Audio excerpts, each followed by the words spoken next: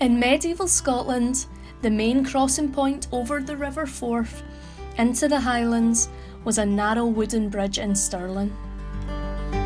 Only 2 men on foot or on horseback could fit comfortably next to one another on the bridge.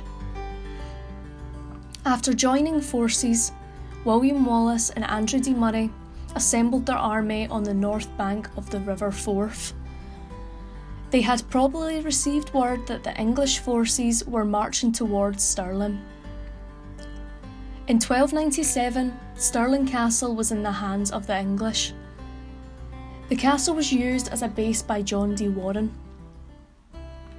We do not know the exact number of men in either the English or Scottish armies, but it is assumed that the English had more.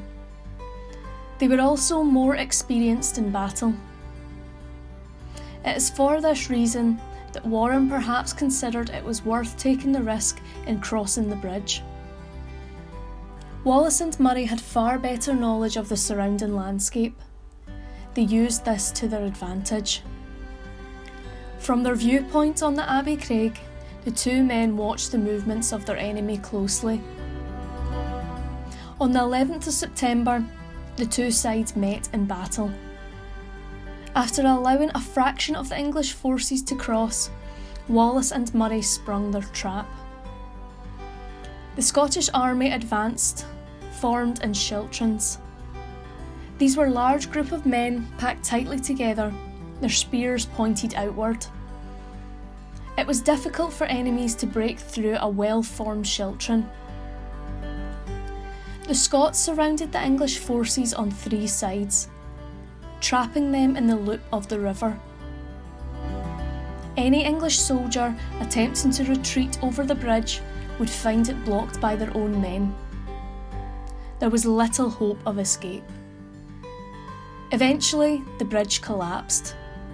It is not known how this happened. Some believe it collapsed under the weight of those trying to run away. Others believe that either the Scots or English command ordered it deliberately destroyed. Many men and horses drowned in the river. Against all odds, the Scots had won. A high-profile loss among the English was Treasurer Hugh de Cressingham.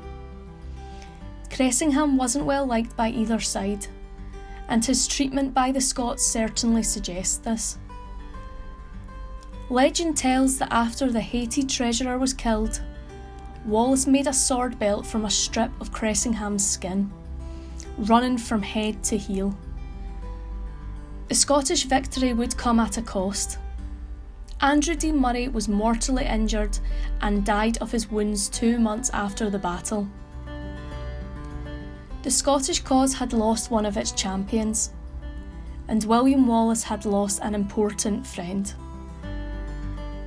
Despite losing Murray, Wallace's life and career immediately after Stirling Bridge was largely positive. Wallace was knighted and invited to become Guardian of Scotland.